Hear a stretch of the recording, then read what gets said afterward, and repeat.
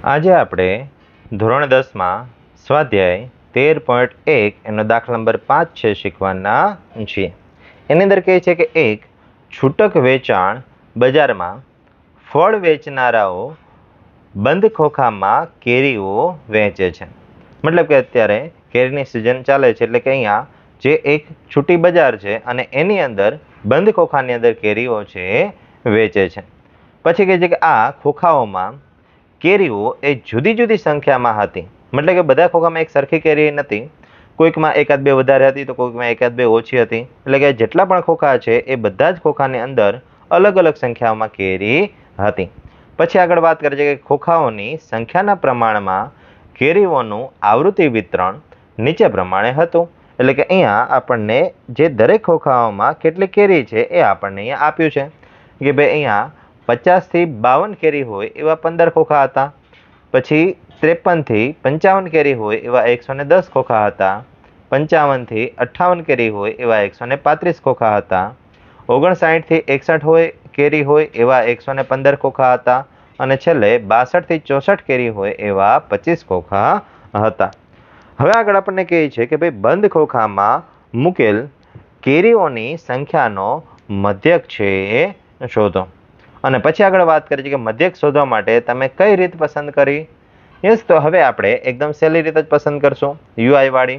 Yes, કારણ કે પદ વિચારની રીત એકદમ સહેલી છે, એમાં બહુ જાજી કઈ ગણતરી આવતી નથી, કારણ કે કિંમત જેટલી શક્ય એટલી એમાં નાની મળે છે. ચલો તો હવે આપણે શરૂઆત કરીએ. જોઈએ કે સૌથી પહેલા આપણે અહીંયા વર્ગ લખી નાખીએ. પછી અહીંયા કંઈક સતત વર્ગ કરવો પડશે.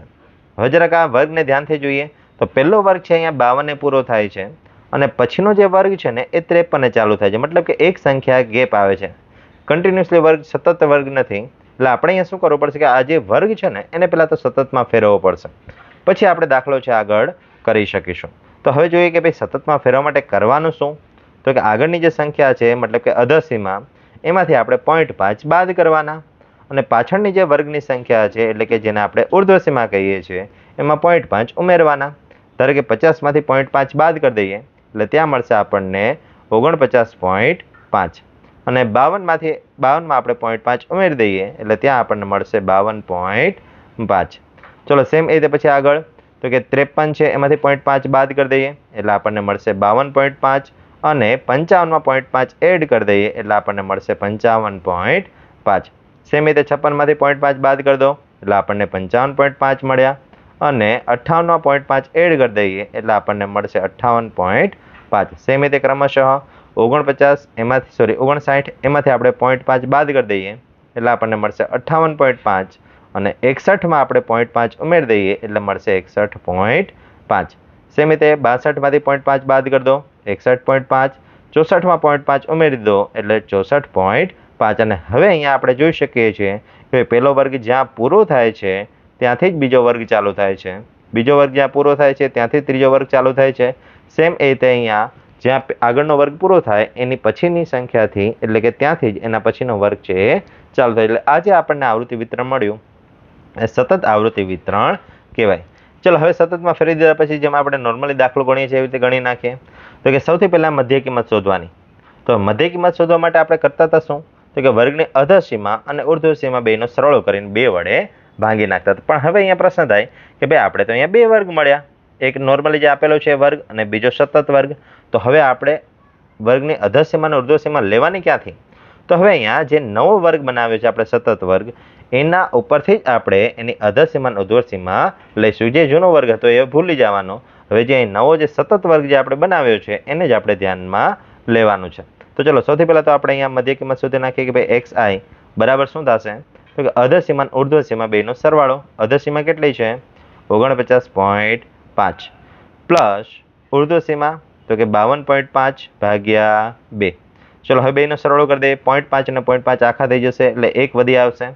9 અને 1 10 એટલે અહીંયા પહેલા પોઈન્ટની પાછળ 0 કરી દઈએ, 10નો ઉપર 1 વધી લઈ લઈએ. 9 ને 1 10 અને 2 12 એટલે પાછી વધી પડી 1. 4 અને 1 5 અને 5 10 એટલે જવાબ મળ્યો 102. પોઈન્ટ પછી પાછળની સંખ્યા નહીં લખીએ તો ચાલશે. ચલો 2 વડે ભાગાકાર કરી દઈએ. 2 પંચા 10 અને 2 એકા 2 એટલે આપણી જે મધ્ય કિંમત કેટલી મળી 51 છે મધ્ય કિંમત મળી એટલે કે અહીંયા પહેલી જે મધ્ય કિંમત આપણને 51 મળી. ચલો બીજી મધ્ય કિંમત માટે આપણે શું કરશું તો કે હવે બધા માટે આવી ગણતરી લાંબી ગણતરી કરવાની કોઈ જ જરૂર નથી. ખાલી પહેલી એક સંખ્યા ગોતવાની, પછી શું કરવાનું જોવાનું કે ભાઈ અહીંયા વર્ગ લંબાઈ કેટલી છે. જેટલી વર્ગ લંબાઈ હોય એટલી સંખ્યા એની અંદર ઉમેરતું જવાનું. ધારો કે આપણે 52.5 એમાંથી 49.5 બાદ કરી દઈએ તો 0.5 માંથી 0.5 જશે 0. અહીંયા 2 માંથી 9 ને જે 10 કો લઈએ એટલે 4 અને અહીંયા 12. 12 માંથી 9 બાદ કરીએ એટલે 3 અને 4 માંથી 4 જશે એટલે 0. હવે પાછા ધ્યાન દીજો કે શું બધામાં ગેપ 3 નો છે તો કે હા 52 માં 3 ઉમેરી એટલે 55, 55 માં 3 ઉમેરી એટલે 58, 58 માં 3 ઉમેરી એટલે 61, 61 માં 3 ઉમેરી એટલે 64. બધામાં ગેપ છે એ 3 નો છે. એટલે હવે આપણે અહીંયા જે સંખ્યા મળી છે એ મધ્ય કિંમતમાં એની અંદર 3 ઉમેરતું જવાનું છે. એટલે 51 માં 3 ઉમેરીએ એટલે આપણને મળશે 54, 54 માં 3 ઉમેરીએ એટલે મળશે 57, 57 માં 3 ઉમેરીએ એટલે આપણને મળશે 60 અને 60 માં 3 ઉમેરીએ એટલે આપણને મળશે 63. એટલે આવી રીતે છે આપણને અહીંયા સંખ્યા મળે છે. ચાલો હવે આપણે આગળ કરીએ એટલે કે અહીંયા મધ્ય કિંમત છે એ આપણને મળી ગઈ. હવે યુઆઈ નો વારો. તો યુઆઈ માટે શું કરશું તો કે જે આપણને મધ્ય કિંમત જે મળી છે ને એમાંથી કોઈ એકને એ ધારી લઈએ. એટલે આપણે બને ત્યાં સુધી વચ્ચેની જે કિંમત છે એને જ એ ધારીએ છીએ. એટલે અહીંયા ઉપર 2 સંખ્યા, નીચે 2 સંખ્યા અને વચ્ચેની સંખ્યા 57 છે એને આપણે એ ધારી લઈએ. જ્યાં એ ધાર્યું છે ત્યાં 0, નીચે 1 2 અને ઉપર -1 2. યસ એટલે -1 અને -2. હવે પ્રશ્ન થાય કે સર આ જે 1 2 અને -1 -2 કેવી રીતે આવ્યા તો એ પણ સાથે સમજી લઈએ, પણ બધામાં નહીં સમજીએ, કોઈ પણ એકમાં સમજી લઈએ એના આધારે છે આપણને ખ્યાલ આવી જશે. જો કે આમ તો તમે સીધું ડાયરેક્ટ લખી નાખો તોય વાંધો નથી, કારણ કે જો અહીંયા વર્ગ લંબાઈ બધામાં એક સરખી હોય તો જ્યાં એ હોય ત્યાં 0, નીચે 1 2 અને ઉપર -1 -2 થશે. પણ હવે એ પણ સાથે જોઈ લઈએ કે કેવી રીતે આવ્યું તો કે યુઆઈ બરાબર ધારો કે આ એક કેવી રીતે આવે છે એની ગણતરી કરીએ. સૂત્ર કંઈક એવું છે કે xi - a ભાગ્યા h. હવે xi એટલે તો કે એની મધ્ય કિંમત કેટલી છે 60, માઇનસ એ કેટલો ધાર્યો છે આપણે 57 ભાગ્યા h. વર્ગ લંબાઈ કેટલી હતી તો હમણાં જ આપણે આગળ જોયું ગેપ કેટલાનો છે 3 નો છે, એટલા માટે અહીંયા ભાગ્યા 3. 60 માંથી 57 બાદ કરીએ 3 ભાગ્યા 3 એટલે જવાબ કેટલો થશે 1 છે જવાબ થશે. એટલે આવી રીતે છે આપણને અહીંયા 1 મળે છે. અને સેમ આ જ રીતે પછી આગળ બીજી બધી જ સંખ્યાની ગણતરી આપણે કરી શકીએ છીએ. યસ, પણ એમાં ટાઈમ બગાડવાની જરૂર નથી કારણ કે જવાબ આપણને ખબર જ છે, એટલે સીધો ડાયરેક્ટ આપણે જવાબ લખીને ક્રમશઃ આગળ જઈએ. ચલો હવે અહીંયા fi અને ui બેનો ગુણાકાર તો કે fi છે આપણી પાસે 15 અને એને ગુણ્યા 2 કરવાના છે એટલે 15 દુ 30, પણ અહીંયા માઇનસ છે એટલે -30 જવાબ મળશે. પછી 110 ગુણ્યા 1 એટલે કે 110 એકા 110 પણ કેવા આવશે માઇનસ આવશે.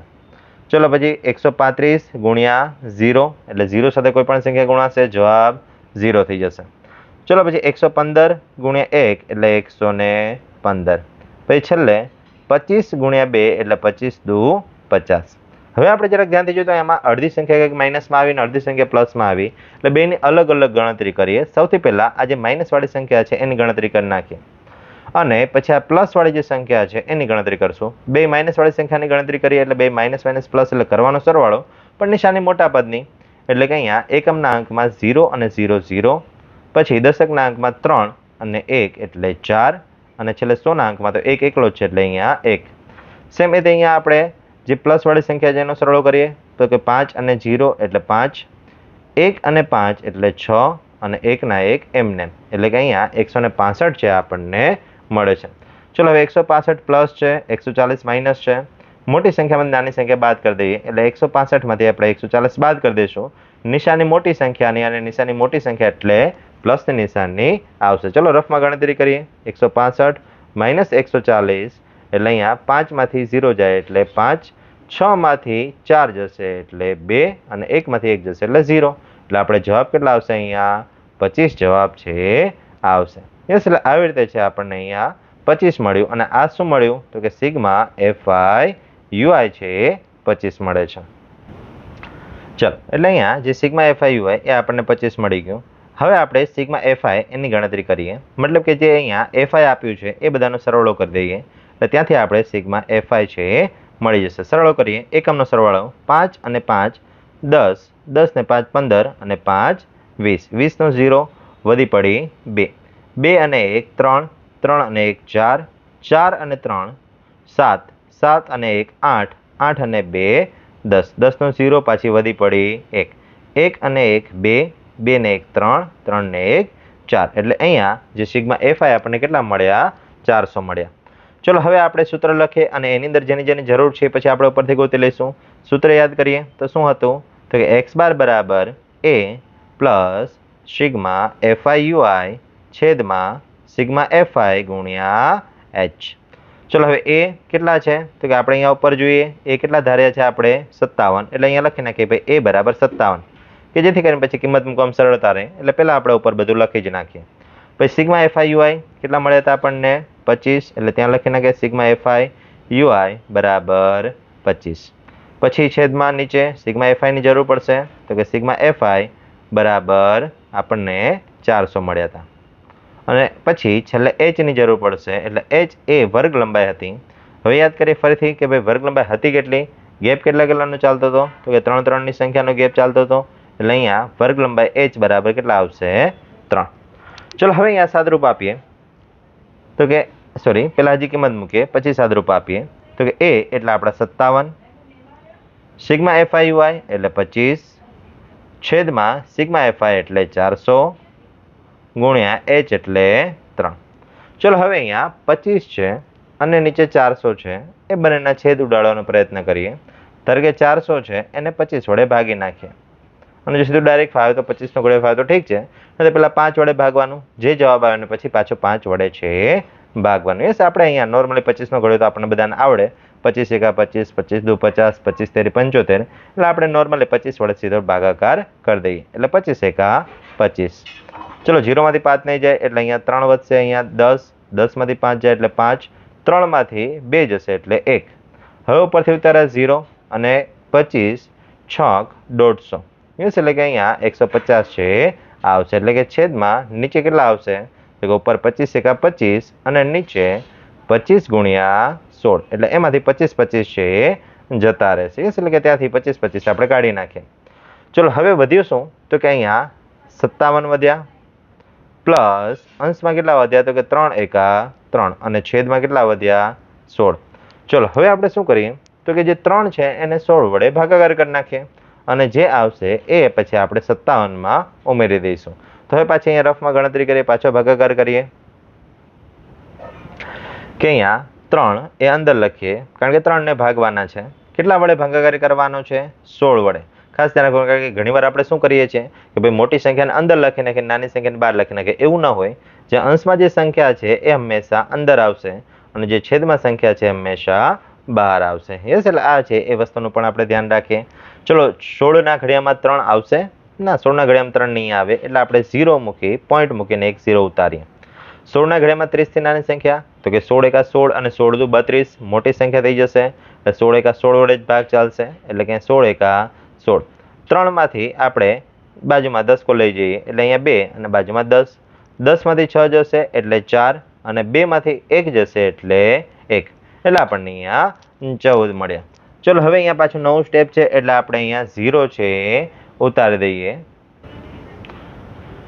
ચલો હવે અહીંયા ભાગ છે એ આપણે 8 વડે ચાલશે એટલે અહીંયા 16 8 128.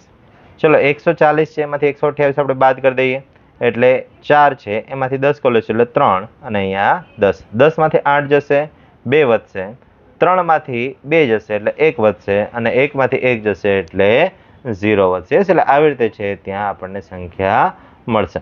ચલો એટલે આપણને અહીંયા કેટલા મળ્યા તો કે 0.18 મળ્યા. હજી એકાદ અંક માટે આપણે ગણતરી કરીએ તો કે હવે અહીંયા પાછું નવું સ્ટેપ છે આપણે 0 ઉતારીએ અને હવે આપણે પાછો 16નો ઘડિયો વિચારીએ કે ભાઈ 16ના ઘડિયામાં 120 આવે ત્યાં સુધી જવાનું છે એટલે કે 16 સત્તા 112 થશે.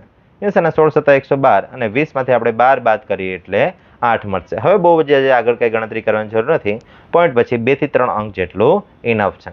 ચલો તો હવે અહીંયા આપણે લખી નાખીએ ભાઈ 57 પ્લસ શું મળ્યું તો કે 0.187. હવે પોઈન્ટ પછી 3 અંક લખવાની જરૂર નથી આપણે મોટા ભાગે 2 જ અંક લખીએ છીએ એટલે ત્રીજા અંકને આપણે કાઢી નાખીએ.